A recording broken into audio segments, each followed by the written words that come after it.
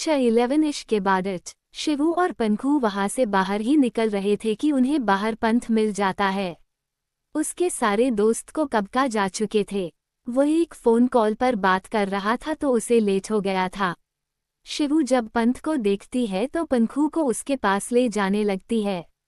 पंखू का ध्यान कहीं और था और एकदम से शिवू द्वारा खींचे जाने से वह थोड़े ऊंचे आवाज में शिवू से कहती है, शिवू तू कहाँ लेकर जा रही है मुझे यार, थोड़ा धीरे चल।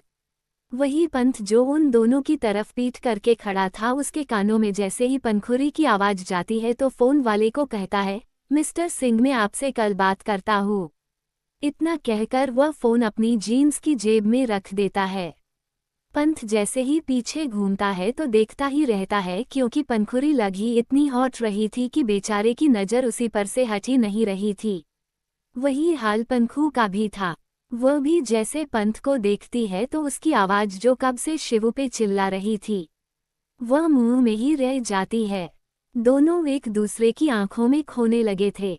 शिवू क्यूट सी आवाज में कहती है, आह हाय क्या मेड फॉर ईच अदर है, फिर थोड़ा जल्लाते हुए कहती है, अब दोनों का भी अलग ही सीन है, जब देखो तब एक दूसरे की आंखों में ही खोते फिरते हो। शिवू के ऐसा बोलने से दोनों ही जैप जाते हैं और पंथ शिवू के सिर पर मार कर कहता है, बच्चू तू जब किसी से सच्चा वाला इश्क करेगी न तब मैं तुझसे यही सवाल पूछूंगा। शिवू कहती है, आप दोनों भी क्या हर वक्त पर अपना इश्क पुराण लगा कर बैठ जाते हैं, कार खोलो मुझे नींद आ रही है, मुझे सोना है। वही पंखुरी की तो हिम्मत ही नहीं हो रही थी पंथ से नजरें मिलाने की, वह बस खड़ी खड़ी ब्लश कर रही थी।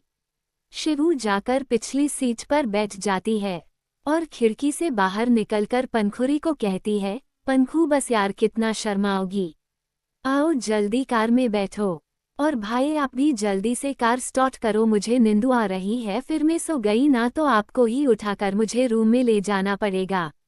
पंथ और पंखू लाचारी से कार में बैठ जाते हैं, क्योंकि शिवू के खिलाफ वो जा नहीं सकते थे, वरना उनको पता था उनका ये छोटा पैकेट बड़ा बवाल मचाएगा। पंथ कार स्टार्ट कर देता है। शिवू जल्दी से ही नींद में चली जाती है, और अगर एक बार शिव नींद में चली जाए तो उसे उठाना मतलब कुंभकर्ण को उठाने जितना मुश्किल काम था। पंथ रियर व्यू मिरर से कार में पीछे बैठी शिवू के देखता है तो देखता है कि शिवू अजीब सी पोजीशन में सो गई है। तो पंथ पहले जाकर कार साइड में खड़ी करता है। पंखू ने पहले ही नोटिस कर लिया था कि शिवू सो गई होगी। उसी ने पंथ को कहा था कि शिवू सो गई है, तभी पंथ ने ग्लास से पीछे देखा था। पंथ कार से उतरता है, फिर अपनी कार की डिक्की में से एक ब्लैंकेट निकलता है और पंखू को देता है और शिवू को सीधी करके सीट पर लेटा देता है और एक बटन प्रेस करता है जिससे सीट बेड जैसे में कन्वर्ट हो जाती है। फिर पंथ पंखू के पास से ब्लैंकेट लेकर शिवू को कवर कर देता है और उसके माथे पर प्यारी सी किस करते हुए कहता है, गुड नाइट बच्चा। तो नींद में ही शिवू के फेस पर एक प्यारी सी स्माइल आ जाती है। वो फिर कार में बैठकर कार ड्राइव करना स्टार्ट कर देता है, एक हाथ से, और एक हाथ से पंखू का हाथ पकड़ रखा था। पंथ पंखू से कहता है, तुम दोनों आज क्लब में क्या कर रही थी? तो पंखू कहती है, वो दरअसल आज हमारा अच्छा रिजल्ट आया ना, तो अरमान और शमायरा पार्टी मांग रहे थे तो हम पार्टी के लिए मान गए, तो उन्होंने कहा कि वह ये पार्टी करेंगे। पंथ थोड़ा गुस्से में पंखू से कहता है, पंखू तुम्हें पता है ना मुझे वो कमीना अरमान बिल्कुल भी पसंद नहीं है। तुम्हें तो पता है ना उसने कितनी बार शिवू को ड्रग देने की कोशिश की है। उसकी हवस साफ साफ नजर आती है, फिर भी तुम दोनों बिना बॉडीगार्ड लिए उसके साथ में चली जाती हो। तुम्हें तो पता है ना हमने कितनी बार उसका ये ड्रग वाला प्लान फ्लॉप किया है, लेकिन हमारे पास सबूत आने से पहले पता नहीं कहाँ चले जाते थे। लेकिन शिवू भी नहीं समझती कि वह आदमी सही नहीं है उसके लिए। मैं क्या करूं पंखू, तुम ही बताओ अब। पंथ खुद को अभी इसी वक्त पर बहुत लाचार महसूस कर रहा था। पंखू पंथ को शांत करवाते हुए कहती है, अब हमें कुछ करने की जरूरत नहीं है, शायद भगवान भी हमारे साथ है, उन्होंने ही शिवू को सभी सच्चाई दिखा दी है। पंथ कहता है, मतलब तो पंखी उसे सभी बातें बता देती है। पंखू की बात सुनकर उसी आज अलग सी खुशी मिल रही थी। वह रिबॉन मैं नहीं मानता था, लेकिन ये समझ रहा था कि जरूर शायद भगवान एक सपने के जरिए उसे ये सब सच्चाई दिखा रहे हो। वो इसलिए भगवान को शुक्रिया बोलता है। फिर पंखू देखकर कहता है, मैं इस बात के लिए जरूर एक बार कुल देवी के मंदिर जाकर उनके दर्शन करना चाहूंगा। तो पंखू कहती है, मुझे भी आना है आपके साथ में। तो पंथ कहता है, ठीक है, हम आज घर में पूछ लेंगे इस बारे में। फिर वह पंखू का हाथ पकड़कर उसके मुंह के पास ले जाकर किस करता है। तो वही पंथ के एक क्षण से पंखू के रोगाते खड़े हो गए थे।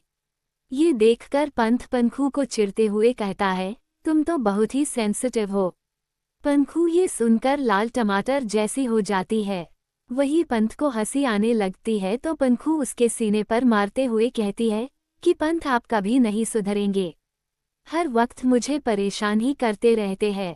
पंथ भी उसका सिर अपने सीने पर रख कर कहता है, जैसा भी हूँ अब तुम्हारी हूँ। पंथ वैसे ही ड्राइव करके घर पर पहुँच जाता है। पंथ शिवू को आराम से अपनी गोद में उठाकर उसके रूम में ले जाता है। पंखू भी गाड़ी को लॉक करके घर के अंदर चली जाती है। अंदर ऑलमोस्ट सब सो चुके थे। वह भी अपने रूम में जाकर सो जाती है क्योंकि कल सभी को ऑफिस जो जाना था, पंथ सीईओ की पोस्ट पर जो बैठने वाला था, तो छोटी सी पूजा रखी गई थी। वहीं दूसरी तरफ शिवांश कार ड्राइव कर रहा था घर जाने के लिए। उसे बेरिंग फिल हो रहा था तो वह म्यूजिक सिस्टम ऑन कर देता है तो एक रोमांटिक सा सॉन्ग बजने लगता है। आज तो सॉन्ग के लफ्ज़ शिवांश के दिल का हाल बयां कर रहे थे, जो कुछ इस तरह के थे। दिल का दरिया बह ही गया, इश्क इबादत बन ही गया, खुद को मुझे तू सौंप दे, मेरी ज़रूरत तू बन गया, बात दिल की नज़रों ने की, सच कह रहा तेरी कसम, तेरे बिन अब ना लेंगे एक भी दम, तुझे कितना चाहने लगे हम, तेरे बिन अब ना लेंगे एक भी दम, तुझे कितना चाहने लगे हम, तेरे साथ हो जाएंगे ख़त्म, तुझे कितना चाहने लगे हम, बात दिल की नज़रों ने की, सच कह रहा तेरी कसम, तेरे बिन अब ना लेंगे एक भी दम, तुझे कितना चाहने लगे हम, तेरे साथ हो जाएंगे ख़त्म, तुझे कितना चाहने लगे हम, तुझे कितना चाहने लगे हम, इस जगह आ गई चाहते अब मेरी, छीन लूंगा तुम्हें सारी दुनिया से ही, तेरे इश्क पे हाँ हक तेरा ही तो है, कह दिया है ये मैंने मेरे रब से भी, जिस रास्ते तू ना मिले उस पे ना हो मेरे कदम, तेरे बिन अब ना लेंगे एक भी दम, तुझे कितना चाहने लगे हम, तेरे साथ हो जाएंगे ख़त्म, तुझे कितना चाहने लगे हम, तुझे कितना चाहने लगे हम, ओ तुझे कितना चाहने लगे हम। आज की शायरी। आज खुदा ने मुझसे कहा, भूला क्यों नहीं देते उसे, मैंने कहा इतनी फिक्र है तो मिला क्यों नहीं देते। अभी शिवांश के दिल में जो था वो उसे भी नहीं पता था, लेकिन उसे यह फीलिंग अच्छी लगा रही थी। 12 मौत से बदतर सजा। वही क्लब में शिवू के जाने के बाद वह रसियन लोग शमायरा और अरमान के पास जाते हैं और इन लोगों को जबरदस्ती अपने साथ ले जाने लगते हैं। एक दो लोग बीच में आते हैं तो उनके पास जो हथियार थे वह दिखाकर उनको डरा देते हैं। फिर वह लोग उसी क्लब के ऊपर जो 5 स्टार होटल था उसी के एक रूम में इन दोनों को लेकर जाते हैं। फिर वह इन दोनों को एक बोतल खोलकर इंजेक्शन के भर देते हैं। फिर इन दोनों को लगाते हुए कहते हैं, अब आप दोनों को मजा आएगा और हमें भी, और गंदी हंसी हंसने लगते हैं। फिर वह लीडर सबको मास्क देता है। सभी लोग वह मास्क पहन लेते हैं। उस मास्क में उनकी आंखें और सांस लेने की जगह और होठ ही दिख रहे थे, बाकी सब उनका मास्क के पीछे कवा हो गया था। एक आदमी पहले शमायरा के पास जाता है और वो उसको किस करने की कोशिश करता है, लेकिन शायद अभी शमायरा थोड़ी होश में थी, वो उसके हाथों से उस आदमी को मारने लग जाती है। उस आदमी को अब गुस्सा आता है। वो दूसरे सभी आदमी की तरफ देखकर कहता है, पकड़ो इस बीच को, आज हम उसे उसकी औकात दिखाते हैं। तो सभी लोग शमायरा को एक एक जगह से पकड़ लेते हैं, कोई उसका हाथ पकड़ता तो कोई पैर। फिर वह आदमी अब शमायरा को देखकर कहता है, अब कैसे हिलोगी तुम भी, तारांकन एच में भी देखता हूँ, बहुत ही गर्मी चढ़ी है ना, अब कैसे तेरी गर्मी उतरता हूँ। और फिर एक लड़की के सामने देखकर कहता है, मेलिना तुम वीडियो शूट करो, हम सब मजे कर रहे हैं। वह लड़का फिर शमायरा के कपड़े फाड़ने लगता है और उसके शरीर को एक जानवर की तरह नोचने लगता है। शुरुआत में तो वह बहुत ही वाइल्ड हो रहा था क्योंकि शमायरा बहुत आनाकानी कर रही थी, लेकिन थोड़ी देर बाद शमायरा के ऊपर उस ड्रग का असर होने लगा था, तो वह भी अपने होश खोकर एंजॉय करने में लगी हुई थी। उसे देखकर इतना तो वह सब समझ ही गए थे, ये लड़की वजिन तो नहीं थी। फिर वो पर खड़े 9 आदमी एक के बाद एक शमाया के साथ फिजिकल रिलेशन बनाने लगते हैं। शमायरा अब हद से ज्यादा थक गई थी, वह उन सब के आगे गिड़गिड़ाकर उनको मना कर रही थी, लेकिन वह सभी लोग हंसते हुए उसे इग्नोर करके अपना काम करने में ही लगे थे। उनका लीडर से अब शमायरा के रोने की आवाज़ इरिटेट करने लगती है, तो वह अपने आदमी के पास से वह ड्रग लेकर शमायरा का जबड़ा पकड़कर उसके मुंह में डाल देता है और उसका नाक बंद कर देता है, जिसलिए शमायरा को न चाहते हुए भी वह ड्रग अपने गले से नीचे उतारनी पड़ती है। शमायरा फिर से एक बार नशे में खो गई थी, तो एक आदमी जो शमायरा के साथ फिजिकल रिलेशन बना रहा था उसको देख लीडर कहता है, चलो अब हम दोनों उसे एक साथ जन्नत की सैर करवाते हैं, और गंदी हंसी हंसने लगता है। वही शमायरा जब तक उसकी बातों का मतलब समझ पाती है तब तक उसकी चीखें सुनाई देने लगती है पूरी रूम में। वही पहला आदमी हट जाता है तो बाकी सभी आदमी एक एक कर उस आदमी की जगह लेने लगते हैं। शमायरा के आंसू भी नहीं बह रहे थे, क्योंकि अब उसके पास आंसू बहाने तक की हिम्मत नहीं बची थी। शमायरा अब बेहोश होने लगी थी, तो वह सभी आदमी उसे छोड़कर अरमान के पास जाते हैं। तो उन लीडर कहता है, ये लड़की तो बेहोश हो गई, अब हम हमारी नीड इसके जरिए ही पूरी करते हैं, और सब हंसने लगते हैं। उस रूम का माहौल बहुत ही डरवाना लग रहा था। वह लोग अरमान को भी ड्रग देते हैं और उसको भी पकड़ लेते हैं।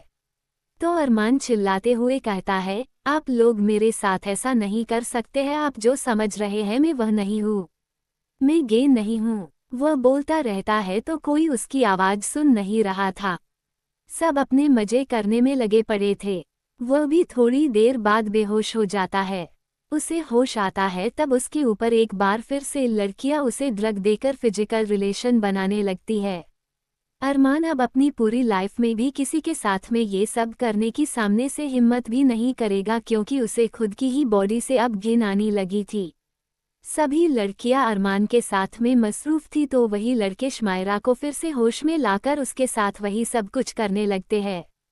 उस रूम में अरमान और शमायरा की चिंखें सुनाई देती है, लेकिन उनका बदकिस्मत कि कोई भी उनकी चिंखें सुनने वाला नहीं था। ऊपर से उन दोनों की चिंखें सुनकर वह सभी लोग गंदी हंसी हंसने लगते हैं। वह दोनों बेहोश भी हो जाते हैं कई बार, फिर भी ये लोग उन दोनों को नहीं छोड़ते हैं और पूरी रात यह सब करते रहते हैं। और अगली सुबह वह लोग वह वीडियो में से अपनी आवाज़ को एडिट करके न्यूज़ वालों को बेच देते हैं। न्यूज़ वाले उनकी न्यूज़ को बहुत ही जल्दी पब्लिश कर देते हैं। आखिर कोई भी ऐसी न्यूज़ कैसे जाने दे। शिवू को उन लोगों ने अपने जल में फंसाकर बहुत पैसा अब तक अपने नाम कर लिया था, इसलिए उन दोनों की फैमिली भी अब पहले से ज़्यादा अच्छी कंडीशन की थी और सभी लोग उन्हें पहचानने लगे थे। लेकिन आज अपने बच्चों के कारण वह सब इन लोग शर्मिंदगी में चले जाते हैं और आसपास के लोग उनको ताना देने लगते हैं और उनके सभी शेयर होल्डर अपने अपने शेयर वापस ले लेते हैं। इन दोनों का परिवार भी लालची ही था, तो उन लोगों के लिए पैसा ही सब कुछ था, लेकिन वह एक ही दिन में रोड पर आ गए थे। अब उनके पास खाने तक के पैसे नहीं रहे थे। वही अगली सुबह में अरमान और शमायरा को होश आता है तो उनके पूरे शरीर में कई जगह से खून निकल रहा था, तो उनको पूरे शरीर में बहुत ही दर्द हो रहा था। उनको कल की सारी बातें याद आने लगती है। वह दोनों की आंखों से आंसू निकलने लगते हैं।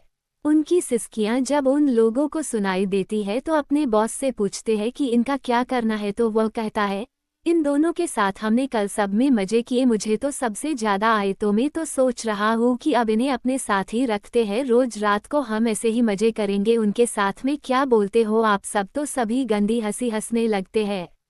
वही अरमान और शमायरा उनकी बात सुनकर डर से कांप रहे थे। वही वह दोनों को वह लोग अपने साथ ले जाते हैं। वही सुबह में पटेल निवास में सुबह सुबह न्यूज़ चल रही थी। सभी लोग अरमान और शमायरा वाली ही न्यूज़ देख रहे थे और हमारी शिवू इन सभी से बेखबर घोड़े बेचकर सो रही थी।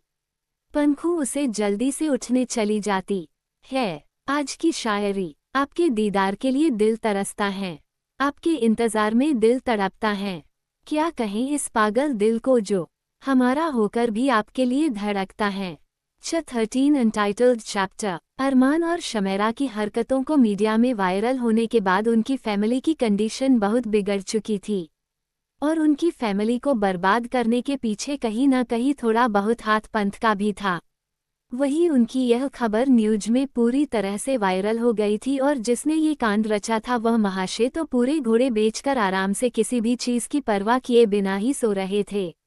पनखू उसके रूम जाती है और शिवू से उठाते हुए कहती है, शिवू उठ, देख जल्दी से न्यूज, अरमान और शमायरा की न्यूज वायरल हो चुकी है। लेकिन हमारी शिवू तो शिवू ही उसे उठाना मतलब कुंभकर्ण को उठाने जितना मुश्किल काम। पंखी को कुछ याद आता है, फिर वो शिवू के कान के पास जाकर कहती है, मॉम ने तुम्हारे लिए आज आलू के पराठे बनाए हैं। और वही आलू के पराठे सुनकर हमारी शिवू की आंख तुरंत ही खुल जाती है और पनखू से कहती है, तू सच बोल रही है ना कि मॉम ने आलू के पराठे बनाए हैं? अगर नहीं बनाए तो तुझे तो मुझसे कोई नहीं बचा सकता। तो पनखू खिसयानी हंसी हंसते हुए शिवू से कहती है, शिवू वो दरअसल मैंने तुझको उठाने के लिए ऐसा बोला था। फिर क्या था? शिवू अपने आसपास पड़े तकिए से पनखू को मरना शुरू कर देती है। तो पनखू अपने बचाव के लिए एक तकिया पकड़कर ये से वह भागने लगती है। पूरे रूम में रुई रुई हो जाती है लेकिन शिवू रुकने का नाम नहीं लेती है। वही पंखी थककर बेड पर बैठकर कहती है, अब तुझे बात सुननी हो तो शांति से बैठ जा वरना मैं तुझसे बात नहीं करने वाली। ये पनखू थोड़ा सीरियस होकर कहती है। शिवू भी उसकी बात की सीरियसनेस को समझकर शांत होकर उसके बगल में बैठते हुए पूछती है, इतना बड़ा काम क्या था जो तूने मुझे इतनी जल्दी उठाया? तो पनखू उसको जवाब देते हुए कहती है, शिवू जल्दी नहीं उठाया है मैंने, जरा घड़ी में देख 10 बजने वाले हैं, तू इसे भी जल्दी कह रहे है, तेरा कुछ नहीं हो सकता। फिर ये बात छोड़ कहती है, वो दरअसल तू टीवी चालू कर, अपने आप ही समझ जाएगी। शिवू टीवी ऑन करती है तो अरमान और शमायरा को उन लोगों के साथ में फिजिकल संबंध वाला वीडियो देखती है और उन लोगों की फैमिली को भी बर्बाद हुआ देखती है। तब जाकर कहीं उसके मन को शांति और सुकून का एहसास होता है। शिवू ऊपर की ओर देखकर कहती है, भगवान आपने जो मुझे दूसरा मौका दिया था मैंने उसे वेस्ट नहीं होने दिया। मैंने इस जन्म में उन लोगों को सजा दिलवा दी जिसने पिछले जन्म में मेरे करीबियों के साथ में बुरा किया था। अब मुझे अपनी जिंदगी नए सिरे से शुरू करनी है, प्लीज इस बार आप मेरा साथ देना। तो पीछे से पनखू उसे गले लगाकर कहती है, मैं तो हुई तेरा साथ देने के लिए हमेशा ही। और पीछे से पंथ भी उन दोनों को गले लगाते हुए कहता है, और तुम दोनों को प्रोटेक्ट करने के लिए मैं। तो शिवू कहती है, मुझे प्रोटेक्ट करने की कोई ज़रूरत नहीं है, आप तो सिर्फ अपनी अपनी कांच की गुड़िया को प्रोटेक्ट करो, मुझसे वही बहुत है। ये सब वो पनखू की तरफ देखकर बोलती है और भाग जाती है हंसते हुए। पनखू पीछे से कहती है, यह नहीं सुधरने वाली। तो पंथ कहता है, वो हंसते हुए और शैतानियां करते हुए ही अच्छी लगती है। मैं तो भगवान से चाहूँगा जो कोई भी शिवू की लाइफ में आए वो उसे कभी भी चेंज न होने दे। और वह दोनों भी नीचे पहुंच जाते हैं क्योंकि 11 बजे एक छोटी सी पूजा होने वाली थी उनके ऑफिस में और पंथ को सीईओ बनाया जाने वाला था। घर के सभी लोग तैयार होकर ऑफिस पहुंच जाते हैं। पंडित जी पंथ को पूजा में बिठाते हैं। फिर कुछ समय बाद पूजा समाप्त होती है। भगवान का आशीर्वाद लेकर पंथ सीईओ की कुर्सी पर बैठ जाता है। फिर वह एक छोटा सा अपना न्यू प्रोजेक्ट करने लगता है और बाकी सभी लोग घर पर चले जाते हैं। वही हमारे दूसरे चारों हीरो ने अपना अपना काम करना स्टार्ट कर दिया था। शाम को जब पंथ घर आता है तभी सब उसे बताते हैं कि सभी लोग आज कुल देवी का दर्शन करने के लिए जाना चाहते हैं। तो पंथ भी अपने मैनेजर राहुल से कहकर प्राइवेट प्लेन अरेंज करवाता है। सभी लोग कुछ टाइम बाद प्लेन से गुजरात के मेहसाना जिले के उंझा गांव में पहुंच जाते हैं।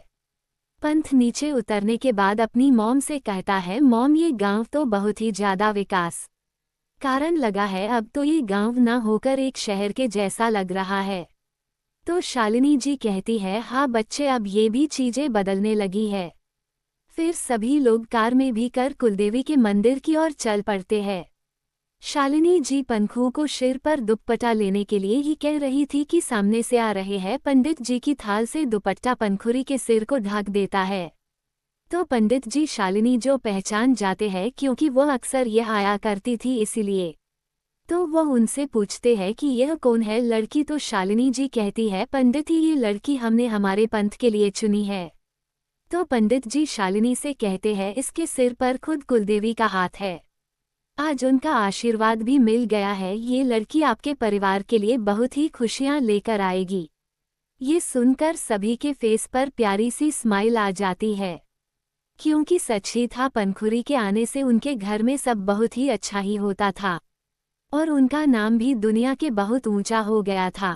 शिवू भी कुलदेवी के सामने जाकर खुद को नई जिंदगी देने के लिए धन्यवाद प्रदान करती है और उनकी दिल से पूजा भी करती है। सभी लोग फिर कुलदेवी का दर्शन करते हैं और घर जाने के लिए निकल जाते हैं, क्योंकि अब कल से कॉलेज भी तो स्टार्ट होने वाले थे। शिवू, पंखू और पंथ के। आज की शायरी। उदास नहीं होना क्योंकि मैं साथ हूँ तेरे, सामने न सही पर आसपास हूँ तेरे। पलकें बंद करके जब भी दिल में देखोगी, मैं हर पल तुम्हारे साथ हूँ। 14 में लीड्स की एंट्री 1। आज पटेल परिवार में अलग हो माहौल बना हुआ था। पंखू को हमेशा से अपनी पुरानी आदत से मजबूर सुबह सुबह जल्दी उठ गई थी और नहा धोकर अपने कान्हा जी पूजा करने में व्यस्त थी। वही पंथ भी अपने डेली रूटीन के मुताबिक जिम के लिए निकल गया था। सभी दोस्त मिलकर सुबह सुबह साथ में एक्सरसाइज करते थे। वही हमारी शिवू अपनी सारी टेंशन और चिंताएं भूलकर आराम से सो रही थी। शालिनी जी उसको कब से उठने की कोशिश कर रही थी, लेकिन उठ ही नहीं रही थी हमारी शैतान शिवू। थोड़ी देर बाद पंखू शिवू को देखने ऊपर रूम में आती है कि शिवू तैयार हुई कि नहीं, लेकिन हमारी शिवू को सोते देखकर पंखू ने अपना सिर पीट लिया और शालिनी जी से कहती है, मॉम आप इसके लिए अभी आलू के पराठे बनवाने के लिए बोल दीजिए, मैं उसको उठा कर आती हूँ। शालिनी जी पंखू से कहती है, बच्चे इसे जल्दी उठा देना वरना फिर हम पर ही उल्टा इल्जाम लगाएगी कि हमने उसे उठाया क्यों नहीं। पंखू कहती है, आप फिक्र मत कीजिए, मैं इसे उठा दूंगी। तो शालिनी जी भी पंखू की बात मानकर चली जाती है। उनके जाने के बाद में पंखू सोचने लगती है कि शिवू के कैसे उठाए। फिर वह शिवू के कपड़े जाकर क्लोजेट रूम में तैयार कर हैंगर में भराकर बाहर आकर एक चिट लेती है और उस पर कुछ लिखती है और उसे शिवू के पास वाले टेबल पर फोन के नीचे रखती है। फिर पास में पड़ा जग का पानी जल्दी से शिवू के ऊपर डालकर रूम से बाहर भाग जाती है। वही शिवू एकदम से चिल्लाते हुए उठाती है, बाढ़ आ गई, कोई मुझे बचाओ। फिर जब वह अपनी आंखें खोलती है तो खुद को अपने रूम के बेडरूम में पाती है। तो वह सब समझ जाती है कि इस घर में उसके सिवा ऐसी हरकत दूसरा कौन कर सकता है। वह जोर से पंखू चिल्लाती है, तभी उसका फ़ोन बजने लगता है। तो वह देखती है कि पंखू का ही फ़ोन है, तो गुस्से में फ़ोन उठाती उससे पहले उसकी नज़र चिट पर पड़ती है, जिसमें लिखा था, नौटंकी, जल्दी से उठ जा और फ्रेश हो जा। मैंने अपनी इस हरकत के बदले तेरे लिए पहले से सब कुछ तैयार कर दिया है, कपड़े और बाकी सब कुछ। अब मुझ पर रहम खाकर वॉशरूम में जल्दी चली जा, वरना आज हम कॉलेज के पहले दिन ही लेट हो जाएंगे। शिवू वह चिट पढ़कर थोड़ा इमोशनल हो जाती है। वह अपनी पिछली जिंदगी से लेकर अब तक जिंदगी में पंखू के बारे में सोचती है। वो खुद से ही कहती है, पंखू ने मेरे लिए बहुत कुछ किया है और मैं इस जन्म में उसकी सारी खुशियां उसे देकर रहूंगी। फिर अपने स्टाइल के बल पीछे की ओर झटकते हुए कहती है, तू भी क्या याद रखेगी कि तेरी बेस्ट फ्रेंड शिवन्या पटेल थी। फिर वह भी जल्दी से फ्रेश होकर नीचे जाती है। पंखू से थोड़ी देर गुस्सा रहती है ऐसे उसे उठाने पर, लेकिन वह जल्दी मान भी जाती है। पंथ अपनी न्यू मर्सिडीज कार लेकर बाहर से हॉर्न बजाता है शिवू और पंखू के लिए, क्योंकि तीनों कॉलेज साथ ही में एक ही कार से जाने वाले थे। शिवू और पंखू को शालिनी जी दही चीनी खिलाती है। वह दोनों सभी का आशीर्वाद लेकर चली जाती है पंथ के साथ कार में बैठकर। उनकी कार एक यूनिवर्सिटी एरिया में पहुंच जाती है, जहां पर बड़े बड़े अक्षरों में लिखा था, सेट मेरी यूनिवर्सिटी। इंडिया की ये यूनिवर्सिटी टॉप पर आती थी। ये पर पढ़ने के लिए कितनी ही बच्चे सपने देखते थे, लेकिन इस यूनिवर्सिटी ने सिर्फ 2 ही तरह के बच्चों को एडमिशन मिलता था। एक तो बहुत ही स्कॉलर और ज़्यादा आईक्यू वाले लोगों को, और दूसरा बहुत ही पैसे वाले लोगों को। हमारे पांचों हीरो ये पर थर्ड ईयर में बिजनेस मैनेजमेंट में नाम के लिए ही है और आप सभी को पता ही होगा क्योंकि उन्होंने पहले ही सभी डिग्री हासिल कर ली है, लेकिन पब्लिकली उनकी फैमिली यह सब दिखाना नहीं चाहती कि उनके बच्चे बहुत होशियार है कि जब नॉर्मल बच्चे अपने कॉलेज के टाइम में मजाक मस्ती करके टाइम वेस्ट करते हैं, वहाँ उनके बच्चे देश की सबसे बड़ी कंपनी को संभाल रहे होते हैं। हमारे सभी हीरो को ये पैसों की वजह से नहीं बल्कि IQ की वजह से एडमिशन मिला है। कॉलेज की सारी लड़कियां उन पर मरती थी क्योंकि पैसे वाले होने के साथ ही हमारे हीरो किसी हीरो से कम नहीं थे और IQ तो इतना ज़्यादा था कि कोई भी उन पांचों के आगे टिक ना पाए। सबसे पहले ऋत्विक पहुंचता है यूनिवर्सिटी में अपनी रॉयल ब्लू कलर की स्पोर्ट्स कार लेकर।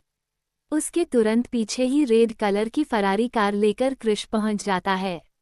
उसके पीछे पीछे ब्लैक कलर की मेबैक कार लेकर अर्थव अपने साथ में कियारा को भी लेकर आता है और उसके पीछे येलो कलर की स्पोर्ट्स लुक वाली लैम्बोर्गिनी कार लेकर पंत शिवू और पंखू के साथ में पहुंच जाता है। वही कॉलेज सभी बच्चे इतनी महंगी महंगी कार देखकर वो भी एक साथ में तो बाहर देखने के लिए आ जाते हैं कि कौन आए हैं। तो वह लोग जल्द ही समझ जाते हैं कि यह तो कॉलेज मशहूर टॉपर है। लेकिन आज उनके साथ में 3 लड़कियों को देखकर सभी शॉक हो जाते हैं। जो बॉयज हमेशा से ही लड़कियों से चिढ़ते थे और उनसे दूर भागते थे, उनके साथ में लड़कियां, वह भी इतनी ज़्यादा खूबसूरत देखने के बाद में हर कोई जल रहा था। लड़कियां सभी खूबसूरत लड़कियों को अपने ड्रीम बॉयज के साथ में देखकर जल रही थी, तो वही लड़के तो सिर्फ इतनी खूबसूरत लड़कियों को उन लड़कों के साथ में देखकर जल रहे थे। अभी तक हमारे में हीरो की एंट्री भी नहीं हुई थी और सभी को एक दूसरे से इंट्रोड्यूस भी करवाना बाकी है, वह नेक्स्ट एपिसोड में। आज की शायरी। लाखों की हंसी तुम्हारे नाम कर देंगे, हर खुशी तुम पर कुर्बान कर देंगे। आए हमारे प्यार में कोई कमी तो कह देना, इस जिंदगी को आखिरी सलाम कह देंगे। 15 शिवू से फ्लट। पंथ पंखू को कमर से अपने करीब लेकर आता है। वही ये देखकर अर्थव, ऋत्विक और क्रिश हैरान हो जाते हैं कि पंथ किसी लड़की को अपने करीब लेकर आया है, वह भी इतने करीब। उन दोनों का प्यार सबको उनकी आंखों में देखकर ही पता चल रहा था।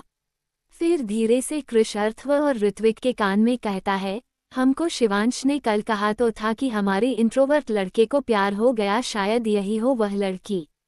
तो सभी पंथ से पूछने के लिए बेकरार हो रहे थे, तो क्रिश से रहा नहीं गया और वो पूछ ही लिया है, पंथ ये ब्यूटीफुल लेडी कौन है? तो पंथ उसको घूर कर कहता है, भाभी है तुम्हारी। तो क्रिश खिसियानी हंसी हंसते हुए कहता है, चिल ब्रो, मैं भाभी को तुमसे चुरा के नहीं ले जाऊंगा, नाम तो बता दो। तो पंखुरी कहती है, मेरा नाम पंखुरी शर्मा है। पीछे से क्यूट सी आवाज में शिवू कहती है, और मैं उसको प्यार से पंखू बुलाती हूँ, लेकिन भाई ने मेरा ये नाम चुरा लिया और वह भी पंखू ही कहते हैं। भाई ही नहीं, घर में सभी इसे पंखू ही कहते हैं। सबकी आवाज़ उस क्यूट सी आवाज़ की तरफ चली जाती है।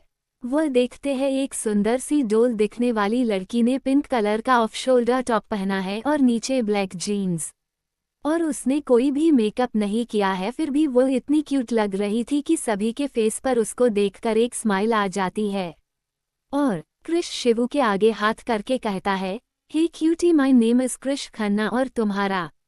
तो शिवू भी अपना हाथ आगे बढ़ाकर कहती है, भैया मेरा नाम शिवन्या पटेल है, लेकिन आप मुझे शिवू बुला सकते हैं। वही शिवू के भैया कहने से क्रिश का मुंह लटक जाता है, लेकिन सबके फेस पर हंसी आ जाती है और सब जोर जोर से हंसने लगते हैं। वही कोई और था जो कब से क्रिश को ही देख रहा था। जब से क्रिश पंखू या शिवू से फ्लर्ट करने की कोशिश करता तो उसकी आंखें नम हो जाती, लेकिन जब पता चला कि पंथ पंखू से प्यार करता है और शिवू ने क्रिश को भैया बोला, तब उसके फेस पर दुनिया जहां की खुशियां आ गई थी। यह कोई और नहीं बल्कि कायरा थी, जो बहुत पहले से क्रिश को पसंद नहीं बल्कि सच्चा वाला प्यार करने लगी थी। लेकिन हमें क्रिश बाबू तो अपनी ही मस्ती में रहते थे। उनको एक प्रॉब्लम थी किसी भी लड़की से फ्लर्ट करने की, लेकिन वो सिर्फ मस्ती के लिए ही ऐसा करता था। ये बात कायरा जानती थी कि वो कभी भी किसी भी लड़की के उतना करीब नहीं गया है, इसीलिए वो खुश भी थी क्रिश के ऐसे नेचर से कि वो अपनी लिमिट कभी भी क्रॉस नहीं करता था। वही कृष चीर तो गया था, लेकिन उसे आज सच्चे मायनों में लगता है कि कस उसकी भी इतनी प्यारी बहन होती। यह सोचकर उसकी आंख थोड़ी सी नाम हो जाती है। ये बात पंथ नोटिस कर लेता है। वो पंखू को साइड कर कृष के कंधे पर हाथ रखकर पूछता है, क्या हुआ भाई, आज पहली बार मैंने तेरे आंखों में नमी देखी। तो कृष जवाब देता है, पंथ तू लकी है कि तुझे शिवू जैसी बहन मिली है। कस मेरी भी ऐसी बहन होती। यह सोचकर थोड़ा इमोशनल हो गया था। वही शिवू कृष की बात सुनकर उसके गले लग जाती है और कहती है, कोई नहीं, आपसे आप भी मेरे लिए भाई ही है, जैसे पंथ भाई मेरे भाई है वैसे ही। कृष भी उसे कसकर गले लगा लेता है और कहता है, मैं आज से तेरे लिए रोज चॉकलेट लेकर आऊंगा। वही यह बात सुनकर पंथ अपना सिर पीट लेता है। वही शिवू और भी ज्यादा खुश हो जाती है और अपनी बड़ी बड़ी पलकें झपका कर कहती है, सच में भाई आप मेरे लिए चॉकलेट लाओगे, आप कितने अच्छे हो। पंथ भाई तो बहुत खड़ूस है। तो पंथ कहता है, घर पर मिल फिर बताता हूँ कौन खड़ूस है। वही पंखू बात को संभालते हुए कहती है, मेरा और शिवू का तो इंट्रो हो गया, अब आप सभी का भी दे दीजिए। तो कृष पहले ऋत्विक के पास जाकर कहता है, भाभी और शिवू यह है ऋत्विक कपूर, और फिर अर्थव के पास जाकर कहता है, ये है अर्थव महेश्वरी। फिर कायरा की ओर हाथ करके कहता है, ये है छिपकली। तो कायरा गुस्सा करते हुए कहती है, मैं कोई छिपकली नहीं हूँ, आप होगे चमगादड़। अर्थव थोड़ा तेज आवाज में बोलता है, आपके मैनर्स कहाँ है। कायरा सपनों से बड़ों से बात करते हैं। तो कायरा कहती है, भाई लेकिन उन्होंने मुझे पहले। अर्थव फिर थोड़ी ऊंची आवाज में कहता है, माफी मांगिए आप कृष से, वह आपसे बड़े हैं ना। कायरा और अर्थव की बहस देखकर ऋत्विक और पंथ बीच में आते हैं और पंथ कायरा को गले लगा लेता है। वही ऋत्विक अर्थव को शांत कराता है। पंथ कायरा से कहता है, बच्चे ऐसे रोते नहीं। फिर कृष की ओर देखकर, माफी तो इस गधे को मांगनी चाहिए। कृष अब कायरा की आंखों में आंसू नहीं देख सकता था, इसलिए कायरा के सामने दोनों कान पकड़कर सॉरी बोलता है। तो कायरा उसे ऐसे नहीं देख सकती थी, तो वो उसके कान को छुड़ा कर कहती है, आप माफी मांगिए कृष, आप हमें चिढ़ा सकते हैं, हम आगे से ऐसा बिहेव नहीं करेंगे। तो कृष भी उसे गले लगा लेता है और कान में कहता है, सॉरी जान, में तो सिर्फ मजाक कर रहा था, लेकिन तुम तो सच में रो दी। वही उन दोनों की बात सब ने सुनी थी, लेकिन उन दोनों के एक्सप्रेशन से समझ आ गया था सबको कि क्या बात हुई होगी, क्योंकि सबको पता था कि ये दोनों बहुत प्यार करते हैं एक दूसरे से, लेकिन सबके सामने जताते नहीं है। वही अर्थव के फेस पर भी स्माइल थी, उसे तो पहले से ही कृष अपनी बहन के लिए पसंद था, लेकिन ये दोनों आज तक जताते नहीं थे। लेकिन आज पहली बार सबके सामने गले लगने से सबको अब समझ आ गया था। वही पंथ बाकी सबकी ओर देखकर पूछता है, शिवांश कहाँ है। तो अर्थव कहता है, उसे एक मीटिंग के लिए जाना पड़ा, अचानक से दोपहर तक आ जाएगा, कुछ ब्रेक तक। तो पंथ पंखू से कहता है, पंखू ये कायरा भी मेरे लिए शिवू के जैसे ही है, ये भी तुम लोगों के साथ में एक ही सेक्शन में है, तो इसे भी अपने साथ ले जाओ और उसका ख्याल रखना। तो कायरा कहती है, भाई आप टेंशन मत लीजिए, मैं भाभी और शिवू एक दूसरे का ख्याल रख लेंगे। तो पंखू भी सबकी तरफ देखकर कहती है, प्लीज आप लोग मुझे कॉलेज कैंपस में भाभी न कहकर अपनी बहन समझकर पंखू ही बुलाए।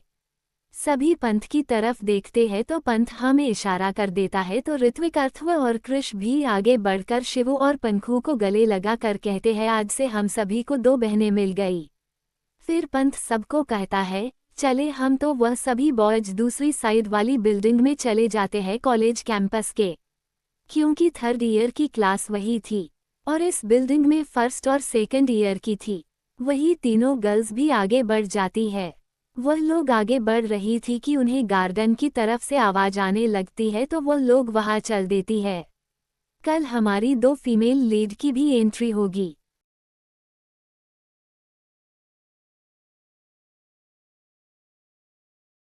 16 रैगिंग और पिटाई। शिवू, पंखू और कायरा तीनों आपस में बातें करते हुए जा रही थी। वह तीनों आपस में बहुत ही ज्यादा घुल मिल गई थी। वह लोग क्लास की ओर बढ़ ही रहे थे कि उन्हें कॉलेज के गार्डन से आवाज आने लगती है।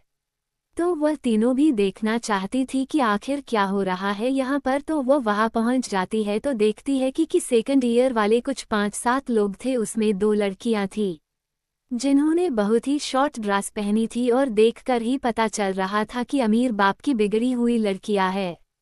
शिवू धीरे से पास में खड़ी लड़कियों से पूछती है, यह क्या हो रहा है? तो एक लड़की धीरे कहती है, ये सेकंड ईयर के सीनियर्स है और यह नए स्टूडेंट्स की रैगिंग ले रहे हैं। शिवू पंखू और कायरा से कहती है, आप दोनों यही रुकिए, मैं आती हूँ भाई को बताकर। शिवू उनकी कुछ बात सुनती उससे पहले ही वो उस बिल्डिंग की ओर चल पड़ती है जहाँ पर पंथ और उसके बाकी सभी भाई गए थे। शिवू को वहाँ देखकर सभी लड़के आंखें फाड़े उसे ही देख रहे थे, क्योंकि आज से पहले इतनी मासूम और क्यूट लड़की को किसी ने भी कॉलेज में नहीं देखा था। शिवू के फेस पर हमेशा एक मुस्कान रहती थी जो किसी को भी अपना दीवाना बना दे। शिवू को तो आसपास के लोगों की नहीं पड़ी थी, वो जल्दी से थर्ड ईयर के क्लास में जाती उससे पहले ही उसे अर्थव और ऋत्विक बाहर आते हुए दिखाई देते हैं। वो शिवू को इतनी जल्दी में आते देखकर उसके पास जाने लगते हैं। तो वही सभी लड़कियां तो उससे जलने लगती है, क्योंकि लड़कियों को शिवू की सुंदरता से जलन हो रही थी। वह लोग शिवू को ऐसी वैसी मामूली लड़की समझ रही थी, क्योंकि शिवू ने नॉर्मल कपड़े पहने थे। अर्थव और ऋत्विक को देखकर शिवू कहती है, पंथ भाई कहाँ पर है? तो वह दोनों कहते हैं, वो और कृष प्रिंसिपल की केबिन में कुछ काम की वजह से प्रिंसिपल सर ने बुलाया था। लेकिन तुम इतनी जल्दी में क्यों आई हो? कुछ हुआ है क्या? हमें बता सकती हो? हम भी पंथ की ही तरह तुम्हारे भाई ही है। तो शिवू कहती है, आप वहाँ गार्डन की तरफ चलिए, वहाँ सीनियर्स रैगिंग कर रहे हैं। वही शिवू की बात सुनकर तो अर्थव और ऋत्विक हैरान हो जाते हैं, क्योंकि इस कॉलेज में रैगिंग के खिलाफ स्ट्रिक्ट एक्शन लिया जाता था और सुपर सीनियर्स के होते हुए वह लोग सीनियर्स बनकर रैगिंग ले रहे थे नए लोगों की, इसलिए उन्हें बहुत गुस्सा भी आने लगा था। वह दोनों भी शिवू के पीछे पीछे जल्दी से गार्डन एरिया में पहुंच जाते हैं। तो वहीं पहुंचकर वह तीनों शॉक हो जाते हैं, क्योंकि पंखू, कायरा और बाकी 2 लड़कियां मिलकर उस गैंग के लोगों को पीट रही थी और वह लोग चिल्ला रहे थे। वही ऋत्विक और अर्थव तो किसी को देखकर उसमें ही खो गए थे। उनके सामने 2 लड़कियां था। एक लड़की ने ब्लैक कलर की क्रॉप शर्ट पहनी हुई थी और नीचे वाइट जीन्स, और उसके लहराते सिल्की बाल खुले हुए थे। ऋत्विक उसी को देख रहा था। वही अर्थव जी लड़की को देख रहा था। वह बहुत ही सुंदर थी, जैसे चांद ही धरती पर आ गया हो। उसका गोल मुंह उसे और भी ज्यादा सुंदर बना रहा था। उसके घुंघराले बाल हवा में लहरा रहे थे। उसने ग्रे जैकेट पहना था, अंदर ब्लॉक इनर और नीचे ब्लैक जीन्स पहना हुआ था। थोड़ी देर के बाद सभी लड़के और लड़कियां नीचे गिरे हुए होती है, क्योंकि कायरा और पंखू और उन दोनों लड़कियों को सेल्फ डिफेंस बहुत अच्छे से आता था। शिवू पंखू और कायरा के पास जाकर कहती है, तुम दोनों ने तो कमाल ही कर दिया। मुझे तो लगा जैसे कि मुझे सलमान भाई जान की मूवी आज फ्री में ही देखने को मिल गई। शिवू की बातों से सभी को हंसी आने लगती है। वही ऋत्विक और अर्थव तो अपने अपने वाली की हंसी में खो गए थे। शिवू को पंखू और कायरा उन दोनों लड़कियों के पास ले जाकर कहती है, हमारा इन लोगों को सबक सिखाने में धन्यवाद। तो उन दोनों की बात सुनकर अर्थव पूछता है, कैसा सबक? तो कायरा अर्थव से कहती है, भाई जब शिवू आप लोगों को बुलाने के लिए चली गई थी तो ये लोग एक लड़की को परेशान कर रहे थे। फिर धीरे धीरे ये बहुत लोगों को परेशान करने लगे, लेकिन सब कोई डर रहा था इनसे, मैंने और पंखू दी ने, क्योंकि पंखू ने उसे घूरकर भाभी बोलने से मना किया था। प्लान बनाया कि हम इन लोगों को मारकर अच्छा सबक सिखाएगी, लेकिन हमें कोई और लोगों की मदद की भी जरूरत थी, तो ये दोनों ने पीछे से छुपकर इन पर हमला करने के हमारी हेल्प की। लेकिन हम इनका नाम ही पूछना भूल गए। तो उनमें से कली बालों वालों लड़की कहती है, मेरा नाम अनेरी सिंह है। तो अर्थव खुद में ही दोहराता है, अनेरी अब तुम सिर्फ अर्थव महेश्वरी की हो। वही दूसरी लड़की कहती है, मेरा नाम ऋषिका ओब्रॉय है। तो ऋत्विक खुद से ही कहता है, वह क्या बात है, मेरा और इसका नाम भी सिमिलर जैसा ही है, सुनने में कितना अच्छा लगेगा, ऋषिका ऋत्विक कपूर। वही उन दोनों की नज़र भी अर्थव और ऋत्विक पर पड़ गई थी। उन दोनों ने भी आज तक इनके जैसा हैंडसम लड़का नहीं देखा था। वह दोनों भी बड़े घर की बेटियां थीं। उनकी फैमिली बिजनेस भी टॉप 10 में आता था। तभी प्रिंसिपल के साथ में पंथ और कृष भी वहां पहुंच जाते हैं क्योंकि बहुत ज्यादा हंगामा हो गया था, इसलिए यह बात प्रिंसिपल ऑफिस तक पहुंच गई थी। तो वह भी देखने आए थे। प्रिंसिपल उन सभी को रस्टिगेट करने के लिए वाइस प्रिंसिपल को कह देता है। फिर अर्थ व कृष ऋत्विक पंथ चारों को प्रिंसिपल कहता है, मुझे आपसे कुछ जरूरी बात करनी है। वह लोग बात जल्दी से समझ जाते हैं और वहां से प्रिंसिपल के पीछे जाने लगते हैं। 17 अनटाइटल्ड चैप्टर। सभी बॉयज प्रिंसिपल के पास जाने लगते हैं, लेकिन अर्थव और ऋत्विक अपने अपने असिस्टेंट को अपनी अपनी वाली के बारे में सभी इन्फॉर्मेशन शाम को देने के लिए कहते हैं। वही ऋषिका और अनेरी ने आज से पहले बहुत ही हैंडसम लोगों को देखा था, क्योंकि उनके लिए आम बात थी, क्योंकि अमीर परिवार की पार्टी में अक्सर दोनों साथ में ही जाती थी। दोनों स्कूल की पढ़ाई भी साथ में की थी। इनकी फैमिली ने उन्हें सब कुछ सिखाया था। अब दोनों स्कॉलरशिप के तहत पर एक साथ एक ही कॉलेज में पढ़ाई करने आई थी, लेकिन उन्होंने जब से अर्थव और ऋत्विक को देखा था तभी से उन्हें वह पहली नज़र का प्यार हो गया था, लेकिन वह दोनों अभी मानना नहीं चाहती थी। इसलिए वह दोनों शिवू, पंखू और कायरा से दोस्ती कर लेती है। फिर पांचों एक साथ अपने लेक्चर रूम की तरफ बढ़ जाती है। अंदर जितने भी बॉयज थे सभी के सभी सिर्फ उन पांचों को ही देख रहे थे और मन में सोच रहे थे कस हमारी गर्लफ्रेंड बन जाए। वही लड़कियां इन पांचों की सुंदरता से जल रही थी। वही लेक्चर के लिए वह सभी फर्स्ट बेंच पर बैठ जाती है। बेंच 5 लोगों के लिए थी, इसलिए पांचों साथ में बैठ जाती है। थोड़ी देर में लेक्चर के लिए बेल बजती है। मिसेस सहाय कॉलेज की सबसे स्वीट प्रोफेसर एंट्री लेती है। वह सभी से अपना इंट्रो देने के लिए कहते हैं। तो सबसे पहले शिवू, जो पहले ही बैठी थी, उसको कहते हैं, लेकिन शिवू का ध्यान बाहर उड़ रही बटरफ्लाई पर ज्यादा था, क्लास में ना होकर। और अचानक से प्रोफेसर को अपनी तरफ देखता पाकर वह देखने लगती है और पूरा क्लास शांत हो जाता है। उनको लगता है कि इस लड़की का ध्यान मैम की बातों में नहीं था, तो शायद वह उसे डांटेगी, लेकिन हुआ उसका उल्टा ही, क्योंकि मैम को शिवू बहुत प्यारी लग रही थी, क्योंकि बटरफ्लाई को देखकर उसके फेस पर न जाने वाली बड़ी सी स्माइल थी, जो किसी को भी उसके लिए सॉफ्ट हार्टेड होने पर मजबूर कर दे, और इस जादू से प्रोफेसर मैडम भी नहीं बच पाई थी। वह कहती है, बेटा मैंने इंट्रो देने के बारे में कहा, शायद आपका ध्यान कहीं और था, चलिए आप ही से शुरुआत करते हैं। तो शिवू अपनी क्यूट सी आवाज में कहती है, मेरा नाम शिवन्या पटेल है और मुझे खाना और सोना पसंद है। उसकी बात पर पूरी क्लास जोर जोर से हंसने लगती है, तो शिवू अपने क्यूट से गुस्से से उन सबको गुरने लगती है। फिर भी कोई चुप नहीं हो रहा था, तो मिसेस सहाय कहती है, साइलेंट क्लास। तो सभी शांत हो जाते हैं। फिर मैम एक एक करके सबका इंट्रो लेती है। हमारी दूसरी सभी गर्ल्स अपना अपना नाम बताती है और अपनी अपनी हॉबी। पंखू कहती है, मुझे डांस और कुकिंग का शौक है। फिर कायरा कहती है, मुझे रीडिंग और म्यूजिक का शौक है। फिर ऋषिका कहती है, मुझे कुकिंग और सिंगिंग पसंद है। अनेरी कहती है, मुझे ट्रैवलिंग और सिंगिंग का शौक है। क्लास में सभी बच्चे अलग अलग अपनी अपनी हॉबी बताते हैं। फिर मिसेस सहाय बेसिक लेक्चर लेने लगती है। फिर उनका लेक्चर पूरा होते हैं एक पियून आकर कहता है, आप सबको ऑडिटोरियम में प्रिंसिपल सर ने इकट्ठा होने को कहा है। तो सभी लोग सोचने लगते हैं कि क्या होगा, और ऐसे ही बातें करते हुए सभी लोग दूसरी बिल्डिंग में बने ऑडिटोरियम में चले जाते हैं।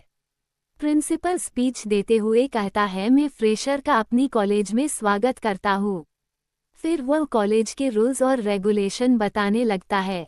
फिर पांचों लड़कियों को स्टेज पर बुलाकर कहता है, इन 5 गर्ल्स की वजह से ही आज हमको पता चल पाया है कि हमारे कॉलेज में रैगिंग जैसा भी कोई बुरा काम होता था, और हम उन खराब बच्चों को रस्टिगेट कर चुके हैं और उनके ऊपर लीगल कार्यवाही भी होगी। और मैं चाहता हूँ कि वह 5 गर्ल्स स्टेज पर आए और अपना इनाम ले। उन सबको एक एक पार्सल मिलता है, जिसमें बुक्स थी दुनिया के महंगे अथर्स की, जो उनको पढ़ाई में काम में आ सकती थी। पांचों ये बुक्स देखकर बहुत खुश और एक्साइटेड हो जाती है, और हमारे बॉयज उनको खुश देख ही खुश थे, क्योंकि यह आइडिया उनका ही था। हमारे पांचों बॉयज इस कॉलेज के ट्रस्टी भी थे। ये बात अभी सीक्रेट थी, सिर्फ प्रिंसिपल सर को पता थी। उन पांचों के लिए कॉलेज में एक अलग से बिल्डिंग खड़ी की गई थी जिसमें उन पांचों के सिवाय कोई नहीं जा सकता था। सबका अपना अपना अलग अलग एक फ्लोर था। वह लोग ये से भी कभी कभार काम करते थे और उनके लिए खाने पीने और सभी चीज़ों के लिए व्यवस्था की गई थी। पंथ ने पंखू और शिवू को मैसेज कर दिया था कि वह सभी लोग आज दोपहर का लंच करने उस बिल्डिंग के कैंटीन में आ जाए। पहले तो ऋषिका और अनेरी माना करती है, लेकिन उन तीनों के बहुत कहने पर मान भी जाती है। जब वह लोग जा रहे थे तभी शिवू की नज़र गेट पर पड़ती है। आज की शायरी शिकवा करने गए थे और इबादत सी हो गई। तुझे भूलने की जिद थी मगर तेरी आदत सी हो। 18 फर्स्ट किस। सभी लोग लंच के लिए पंथ और उसके दोस्तों के पास जाने लगते हैं, लेकिन शिवू गेट के पास कुछ ऐसा देखती है कि शिवू उस ओर चली जाती है। बाहर पानीपुरी और चाट का ठेला लेकर एक आदमी खड़ा था। उससे कुछ दूरी पर बहुत से बच्चे खड़े थे। उन बच्चों के कपड़े कहीं कहीं से फटे हुए थे और कहीं से मिट्टी वाले थे। उन बच्चों को देखकर ही पता चल सकता था कि वो बहुत ही भूखे हैं। शिवू उन बच्चों के पास जाती है और एक बहुत प्यारी सी बच्ची होती है जो छोटी थी। सब में उसके सिर पर हाथ रखकर कहती है, क्या हुआ बच्चे, आप यह ऐसे क्यों खड़े हो? तो उसके पास वाली लड़की कहती है, दीदी भूख लग रही है, हमने कितने दिनों से खाना नहीं खाया है ना, इसलिए। तो शिवू अपने पैरों को फोल्ड करके उनके सामने घुटने के बल पर बैठ जाती है और कहती है, बच्चे आपको पानीपुरी खानी है? कोई मेरा साथ देगा, मुझे भी बहुत भूख लग रही है। ये सब शिवू बहुत से क्यूट आवाज में बच्चों की तरह बोलती है। तो सभी बच्चे बहुत ही ज्यादा खुश हो जाते हैं और कहते, हाँ दीदी मैं खाऊंगी। फिर दूसरा बच्चा कहता है, मैं भी दीदी, ऐसे ही सभी बच्चे मैं भी खाऊंगी ऐसे कहते हैं। शिवू पानीपुरी वाले भैया से कहती है, भैया सबके लिए नॉर्मल पानीपुरी बना दो और मेरे लिए थोड़ी तीखी मिर्ची वाली बना दो। शिवू बहुत ही क्यूट तरीके से बच्चों के साथ में बच्ची बनकर खा रही थी, लेकिन वह अचानक अपने पेंट के पॉकेट में कुछ ढूंढने लगती है, लेकिन उसे देखकर ऐसा लग रहा था वह जो चीज़ ढूंढ रही थी वह उसे नहीं मिल रही थी। वही दूर से ब्लैक कलर की बेंटली में बैठा इंसान शिवू को ही देख रहा था। वह अपने पास में खड़े बॉडीगार्ड को पैसे देते हुए कहता है, जाओ जाकर उस बच्चों और उस लड़की के खाने का पेमेंट कर दो। और फिर क्यूट बोलकर अपनी कार अंदर पार्किंग एरिया में जाकर पार्क कर देता है। वही शिवू क्यूट सा फेस बना लेती है और पानीपुरी वाले भैया से कहती है, भैया मैं अपने पैसे क्लास में भूल गई हूँ, आप मुझे 2 मिनट दीजिए, मैं लेकर आपको देती हूँ। वही यह बात पंखू सुन लेती है तो अपना सिर पीट लेता है और कहती है, इस लड़की के पैसे भूलने की आदत नहीं जाएगी। और अपने पास रखे पैसे देने के लिए आगे बढ़ती है कि वो बॉडीगार्ड आकर पैसे देते हुए कहता है, सर ने पैसे दिए हैं इन सभी के। तो पानीपुरी वाला पैसे ले लेता है क्योंकि वो उस बॉडीगार्ड को पहचानता था। वो पैसे वापस देने के लिए देता है तो वो बॉडीगार्ड कहता है, रहने दो, चिक्की के लिए चोचलेटे ले लेना, बाकी के पैसे से सर ने ही कहा है। शिवांश अक्सर उस पानीपुरी वाले भैया को उनकी बेटी की पढ़ाई लिखाई के लिए पैसे देता था, तो कभी कभी चॉकलेट और उसकी ज़रूरत की चीज़ें भी लाकर देता था, इसलिए वह पानीपुरी वाला उस बॉडीगार्ड और उसके सर को अच्छे से पहनता था।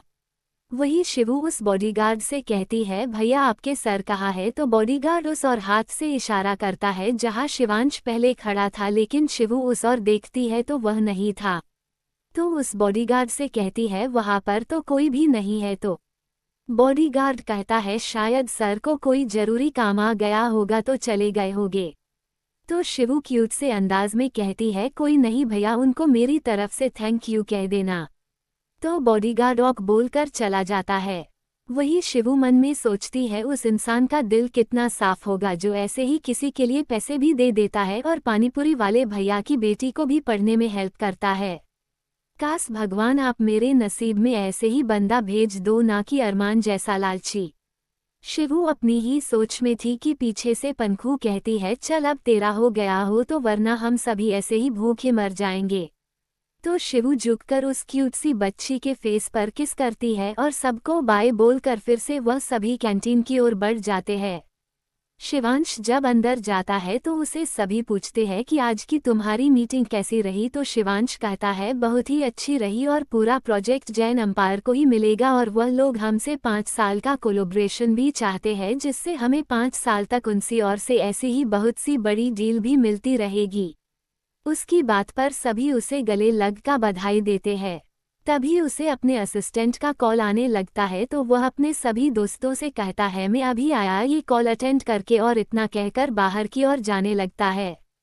शिवू कभी कायरा को तंग करती तो कभी पंखू के बाल खींचती, ऐसे ही करते हुए चलती थी, लेकिन पंखू अब चीर जाती है और कहती है रुक शिवू की बच्ची, में तेरे बाल बिगड़ती हूँ फिर तुझे समझ में आएगा, और उसको पकड़ने के लिए भागने लगती है। वही शिवू कहती है पहले पकड़ के दिखा उसके बाद बिगड़ना, और वह भी भागने लगती है। वही शिवू भागते भागते कैंटीन की अंदर की ओर जा रही थी और शिवांश का ध्यान अपने असिस्टेंट की बातों पर था, इसलिए उसने सामने नहीं देखा था। वही दोनों की टक्कर हो जाती है। शिवांश का फोन साइड में गिर गया था और बंद हो गया था। वही शिवांश और शिवू के होठ आपस में टकरा गए थे। दोनों की धड़कनें हद से ज्यादा तेज चलने लगती है इस एहसास से। वही सभी लड़कियां शॉक होकर खड़ी थी। शिवांश धीरे से अपने ऊपर रही लड़की के बाल हटाने लगता है क्योंकि उसका पूरा फेस उसके बालों से ढका हुआ था, इसलिए शिवू भी उसके फेस को नहीं देख पा रही थी। जब शिवांश बाल हटाता है, आज की शायरी, आज खुदा ने मुझसे कहा भूला क्यों नहीं देते उसे, मैंने कहा इतनी फिक्र है तो मिला क्यों नहीं देते। 19 जिलोजी। शिवू भागते भागते कैंटीन की अंदर की ओर जा रही थी और शिवांश का ध्यान अपने असिस्टेंट की बातों पर था, इसलिए उसने सामने नहीं देखा था। वही दोनों की टक्कर हो जाती है। शिवांश का फोन साइड में गिर गया था और बंद हो गया था। वही शिवांश और शिवू के होठ आपस में टकरा गए थे। दोनों की धड़कनें हद से ज्यादा तेज चलने लगती है इस एहसास से। वही सभी लड़कियां शॉक होकर खड़ी थी। शिवांश धीरे से अपने ऊपर रही लड़की के बाल हटाने लगता है क्योंकि उसका पूरा फेस उसके बालों से ढका हुआ था, इसलिए शिवू भी उसके फेस को नहीं देख पा रही थी। जब शिवांश बाल हटाता है तो वही मासूम सा क्यूट सा चेहरा देखता है जो उसने कल रात को क्लब में और आज थोड़ी देर पहले ही गेट के सामने बच्चों के साथ में देखा था। शिवांश भी उसके चेहरे में कई खो सा गया था। वही शिवू को भी कल रात की उन दोनों की मुलाकात याद आ जाती है और अभी अपने होठों को उसके होठों के छूते ही उसका पूरा फेस गुलाबी हो गया था। शिवू और भी ज्यादा क्यूट लग रही थी। वही अंदर बैठे बॉयज ने भी ग्लास वॉल से देख लिया था कि शिवांश की किसी लड़की से टक्कर हो गई है। वह जानते थे अगर लड़की ने जानबूझकर किया होगा तो शिवांश का गुस्सा उस बेचारी लड़की पर फुट पड़ेगा और उसका बहुत बुरा हाल होगा, इसलिए सभी शिवांश के गुस्से को कंट्रोल करने के लिए बाहर आ जाते हैं। तभी सबकी नज़र शिवू और शिवांश पर पड़ती है। दोनों ही अपने होश के नहीं थे, एक दूसरे की आंखों में खोए हुए थे। वही उन सबकी नज़र अपनी अपनी वाली पर पड़ती है। फिर मन में सोचते हैं शर्म नहीं आती क्या, अभी भी वैसे ही खड़ी, तुमको तो अपने तरीके से सबक सिखाना पड़ेगा। वही पंथ थोड़ा ऊंची आवाज में बोलता है, शिवू। उद्धरण चिन्ह। शिवू अपना नाम और भी पंथ की ऊंची आवाज में सुनकर जल्दी से अपने होश में आ जाती है और हड़बड़ाकर खड़ी हो जाती है। उद्धरण चिन्ह। और शिवांश खुद में ही बड़बड़ाते हुए कहता है, शिवू नाइस नेम, हम्म। उद्धरण चिन्ह। फिर वह सोचने लगता है पंथ ने उसे प्यार से शिवू कहा और कल मुझे पता चला कि पंथ का भी किसी के साथ अफेयर था और वह उसे आज मिलाने वाला था, कहीं वही तो ये लड़की नहीं। नहीं भगवान, ऐसा नहीं होना चाहिए। मेरे प्यार की गाड़ी पटरी पर चढ़ने से पहले ही उतार मत देना। शिवांश अपने मन में ऐसे ही न जाने कितने बुरे ख्यालों को ला चुका था। उद्धरण चिन्ह। वही पंथ को शिवांश की आंखों में एक अलग सी चमक देखने को मिली थी और उसे यह चमक दिखा रही थी कि वह जब पंखू के पास होता है तभी उसकी आंखों में जो चमक होती है कहीं यह वह तो नहीं है। फिर वह देखता है कि उसके शिवू कहने से शिवांश उसे जेलोस नजरों से देख रहा है, तो उसे सब समझ में आ जाता है। फिर वह शिवू को अपने सामने लाकर खड़ा करता है और उसके माथे पर किस करता है और कहता है, शिवू तुम्हें कहीं चोट तो नहीं आई ना। उद्धरण चिन्ह। पंथ शिवू को आगे बोलने का मौका दिए हुए ही एक नज़र शिवांश की ओर देखता है, फिर कहता है, मेरी तो जान ही निकल गई थी। तुम्हें पता है ना, मुझे तुम्हारे ऊपर एक भी खरोच आना बर्दाश्त नहीं है। फिर भी तुम मेरी सुनती ही नहीं हो, हर बार तुम ऐसे ही गिरती रहती हो और चोट लगवाती रहती हो। उद्धरण चिन्ह। पंथ उसे पूरे हक और प्यार से डांट रहा था। बाकी सब समझ रहे थे एक भाई का एक बहन के लिए प्रोटेक्टिव वाला बिहेवियर है, इसलिए सबके फेस पर एक प्यारी सी स्माइल थी, सिवाय एक को छोड़कर। आप समझ ही गए होंगे कि वह कौन हो सकता है। वो हमारा शिवांश ही था। उसे भी नहीं पता था, लेकिन उसे अंदर ही अंदर बहुत ही गुस्सा आ रहा था शिवू और पंथ दोनों के ऊपर, और उसकी निगाहें पंथ के हाथों पर ही, जिससे उसने शिवू की बाहों को पकड़ा हुआ था।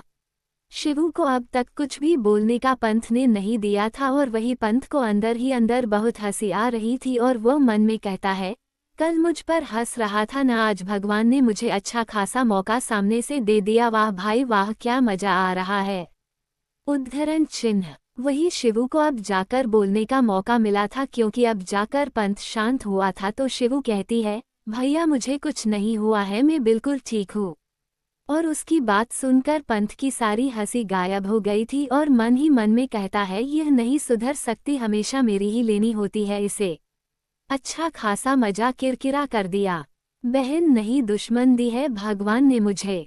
वही शिवांश मन में फिर से कहता है, एक मिनट, अभी अभी शिवू ने क्या कहा, भैया? ओह, अब मैं समझा, मतलब साला मेरी ले रहा था। ये बात शिवांश डबल मीनिंग में खुद से ही बोलता है। मतलब कल जो पंथ की ले रही थी वो मेरी लिटिल बनी ही थी। वाह, क्या जैकपॉट हाथ में लगा है मेरे तो। भगवान मान गए, तेरे घर देर है पर अंधेर नहीं। उद्धरण चिन्ह। शिवांश और पंथ का अक्सर का था, वह दोनों आपस में एक दूसरे को ऐसे ही बहुत चिढ़ाते थे, और दोनों बहुत अच्छे जिगरी यार थे, इसलिए एक दूसरे मजाक को सीरियसली नहीं लेते थे। वही शिवू के कान और गाल अभी भी लाल थे, यह बात सबने नोटिस की थी। वही शिवांश जब ये बात नोटिस करता है तो उसके सड़े हुए फेस पर एक स्माइल आ जाती है, जो देखना एक अजूबे से कम नहीं था। और वही बेचारे अर्थ व ऋत्विक और कृष को तो आज शौक पर शौक ही मिल रहे थे। पंथ कहता है, चलो अब लंच करते हैं वरना ब्रेक खत्म हो जाएगा। उद्धरण चिन्ह। पंखू और पंथ साथ में बैठते हैं, और कायरा और कृष साथ में बैठे थे, और ऋत्विक और अर्थ वह अपने अपने वाली के सामने बैठे थे, क्योंकि वह अभी पास में तो बैठ नहीं सकते थे। वही शिवू को बैठना बाकी था, वह सोचती है कहाँ बैठे वह, तो उसे शिवांश और पंथ के बीच में एक ही जगह खाली मिलती है, तो वह वहीं जाकर बैठ जाती है। 20 लिटिल बनी। शिवू पंथ और शिवांश के बीच में बैठ गई थी। पंथ उसके सिर पर हाथ फेरता है, फिर कहता है, बच्चा आपको क्या खाना है? तो शिवू जल्दी से कहती है, 2 pizza, 1 plate samosa, 1 plate Manchurian, 1 plate fry rice. उद्धरण चिन्ह। ऐसे ही शिवू बहुत सी बातें कहने लगती है, तो पंथ कहता है, बस कितना खाओगी, मोटी हो जाओगी। पंखू बीच में टोकते हुए कहती है, क्या पंथ आप भी ना? उद्धरण चिन्ह। तो शिवू कहती है, भाभी देखो ना भाई, मेरे खाने को नजर लगा रहे हैं। ये सब वह बहुत ही क्यूट आवाज में बोलती है। जब शिवांश ने भाभी सुना तो वह पंथ को देखकर कहता है, तुमने तो भाभी से तो मिलाया ही नहीं, कैसे दोस्त हो तुम? उद्धरण चिन्ह। तो पंथ पंखू से कहता है, पंखू सॉरी, वो मैं तुझे इससे मिलाना भूल गया, ये गधा यानी कि मेरे सबसे जिगरी यार शिवांश जैन है। और शिवांश से कहता है, और ये तुम्हारी भाभी पंखुरी शर्मा। उसने भाभी शब्द को खींचकर कहा था, और एक चिढ़ाने वाली स्माइल भी शिवांश को दो थी। वही शिवू का ध्यान तो सिर्फ खाने में था, क्योंकि खाना सर्वेंट ने शिवांश की दूसरी साइड में रखा था, और बेचारी हमारी शिवू अपने छोटे छोटे हाथों से उस और खाने तक नहीं पहुंच पाती, इसलिए शिवांश खुद मंचूरियन की प्लेट में से उसे खाना सर्व करने लगता है। सभी को ये दूसरा झटका लगा, क्योंकि शिवांश ने आज से पहले ऐसा कभी भी नहीं किया था, ऊपर से किसी लड़की के लिए तो बिल्कुल भी नहीं। उद्धरण चिन्ह। लेकिन शिवू तो अपनी ही मस्ती में खाना देखा नहीं कि खाने पर टूट पड़ी थी, और ये देख शिवांश के फेस पर प्यारी स्माइल थी। खाना खाने के बाद में सभी गर्ल्स को एक लेक्चर अटेंड करना था, तो वह सभी चली गई थी। सबके जाने के बाद में कृष शिवांश दूसरी ओर आकर बैठ जाता है, और अपनी एक बाह से शिवांश का गला दबोच लेता है और कहता है, क्या है रे बेतू, कल तो तुझे अपनी लिटिल बनी पे प्यार आ रहा था और आज हमारी शिवू पे। इरादा क्या है तेरा और हमें बेवकूफ़ बनाने के बारे में सोचना भी मत, क्योंकि हम तुम्हारी रग रग से वाकिफ़ है, इसलिए अब सीधे सीधे बोलो क्या चल रहा था ये सब। अगर तुमने उसके साथ कुछ गलत करने की सोची न तो मैं अपनी बहन के लिए अपनी दोस्ती भी तोड़ दूंगा। ये बात उसने सीरियस होकर कही थी। शिवांश भी सीरियस होकर कहता है, और मैं ये कहूँ कि लिटिल बनी और कोई नहीं बल्कि शिवू है तो। उद्धरण चिन्ह। तो कृष पंथ की ओर देखकर बोलता है, क्या कल शिवू सचमुच क्लब में थी? तो पंथ धीरे से सिर हाँ में हिला देता है। तो फिर सब पूछते हैं कि कल क्लब में तूने हमें बताया था कि वो किसी मुसीबत में थी, तो कौन सी मुसीबत में थी वह? उद्धरण चिन्ह। तो शिवांश उन सबको कल की बात बता देता है। पंथ को भी जो कुछ पंखू ने बताया था कि उन्होंने क्या सजा के रूप में कांड किया था वह भी। फिर पंथ ने ये भी बताया कि उसने उन दोनों की कंपनी के शेयर खरीदकर उन लोगों को बर्बाद कर दिया है। पंथ अब सीरियस होकर शिवांश से कहता है, शिवांश मैं अब तुमसे सच सुनना चाहता हूँ कि तू उसके बारे में क्या फील करता है। तो शिवांश कहता है, तू सच सुनना चाहता है ना, तो सुन, जब से मैंने उसकी आवाज़ तेरे मोबाइल पर से सुनी थी तब से मुझे उसकी आवाज़ को लेकर प्यार हो गया था। तुम्हारे फ़ोन रखने के बाद से ही उसकी आवाज़ ही सिर्फ मेरे माइंड में चल रही थी। और कल जब मैंने उसे रोते हुए देखा तो पता नहीं मुझे क्या हो गया था, मुझे तो ऐसा लग रहा मानो कोई मेरे दिल पर खंजर चलाकर उसे छलनी कर रहा हो। और फिर आज मुझे जब गलतफहमी हो गई थी कि तुम्हारे और उसके बीच में कुछ है, तो मुझे ऐसा लग रहा था कि मैं सब कुछ खत्म कर दूँ, ये तक कि खुद को भी। अब तुम ही बताओ, इसे प्यार नहीं कहते तो और क्या कहते हैं? उद्धरण चिन्ह। तो पंथ उसके कंधे पर हाथ रखते हुए कहता है, मैं सिर्फ अपनी शिवू की खुशियाँ चाहता हूँ, और मेरे शिवू के लिए तुझसे बेहतर कोई और नहीं हो सकता। लेकिन उसने बहुत कुछ देखा है अब तक, तो मैं चाहता हूँ आगे से उसकी सभी खुशियों के बारे में तुम ही ध्यान रखो। फिर हंसते हुए बोला, बला तली मेरे सिर पर से। तो सब हंस देते हैं क्योंकि सबको पता था शिवू में अभी बचपना भरा पड़ा था, इसलिए पंथ ऐसा बोल रहा था। उन दोनों की बात खत्म होने के बाद में कृष कहता है, भाई हम तीनों की तो अच्छी खासी सेटिंग हो गई है, लेकिन हमारे ये दोस्त बेचारे कुंवारे रह गए। तो पंथ सरकास्टिक तरीके से कहता है, हाँ सिंगल रह गए, लेकिन अभी कुछ देर पहले कैसे घूर घूर कर देख रहे थे अपनी वाली को, पता नहीं है तुझे क्या? और वह तो ठीक था, लेकिन अपनी अपनी वाली के बारे में पूरी कुंडली निकाली जा चुकी है अब तक तो। उद्धरण चिन्ह। तो अर्थव और ऋत्विक कहते हैं, मतलब उन दो गधों के मुंह में कोई भी बात नहीं रहती क्या? तो पंथ कहता है, गलती उनकी नहीं है, उन दोनों ने सिर्फ मेरे असिस्टेंट से कहा था, लेकिन मैंने सुन लिया था, और वैसे भी हमारे असिस्टेंट हमारी तरह ही आपस में बहुत जिगरी यार है, तो कभी ना कभी मुझे पता चलन ही था, लेकिन आज जल्दी पता चल गया। कोई नहीं, अब अपनी अपनी वाली को पटाने में ध्यान दो, वरना ऐसा ना हो कि कोई और आकर ले जाए। उद्धरण चिन्ह। और इतना कहकर वह तीनों अर्थव और ऋत्विक को एक गहन चिंता में छोड़कर हंसते हुए एक दूसरे को बाहर चले जाते हैं। वही वह दोनों अर्थव और ऋत्विक को सच में टेंशन हो रही थी कि ऐसा हो गया तो क्या होगा।